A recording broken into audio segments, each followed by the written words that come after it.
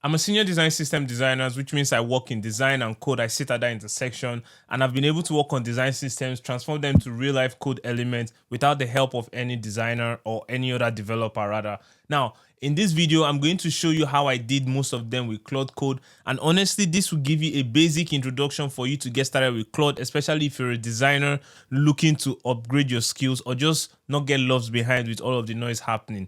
In this video, I'll break it down easily for you and show you how you can set it up on your system or on your coding agent if you'd like to do that. But first of all, let me just give you a brief intro about what Claude is for those who don't know.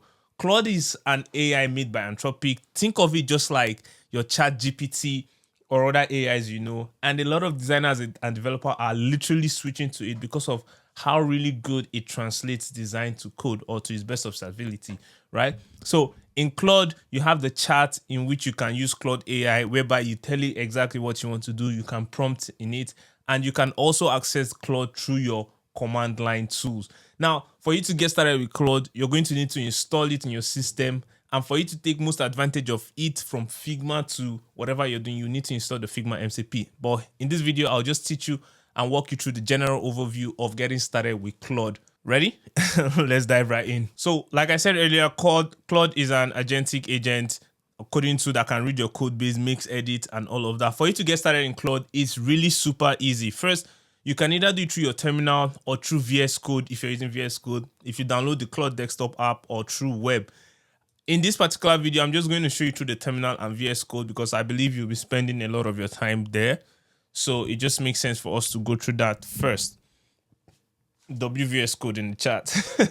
Now, for the terminal, if you're using Mac or Linux, I'll just advise you use Homebrew. If you're using Mac, this is pretty easy. You open your terminal. To open your terminal, you can press Command Spacebar if you're on Mac and just type terminal. This would pull up your terminal window for you here, and then you can just get started with whatever you need to do within your terminal. Now you're going to copy this code exactly and paste it in your terminal. Now what this does is it's going to install Claude on your system, and it's going to install some of the dependencies you need. The next thing you're going to need to do is to navigate Claude into your project by using just this simple prompt. CD your project. This should be the project name you've created in your folder on your system. So either in your downloads or in your documents, or if you have a coding folder, just give it a name and then put this there. Navigate it towards that project. Now, before you do all of this, you need to know you need a Claude subscription. So you should go and subscribe to Claude because you'll be prompted to log in once you do that.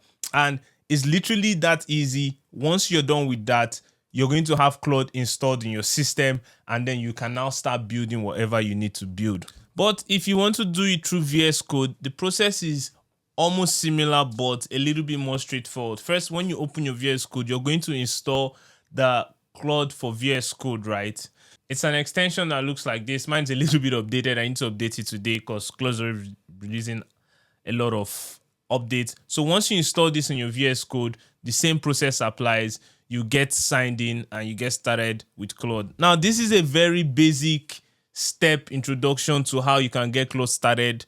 I didn't know how to make this video without, overly complicating it and making it confusing for you. But trust me, the first step is just to get Claude installed on your system, and then you can open or communicate with it through your terminal or any other way you need to do.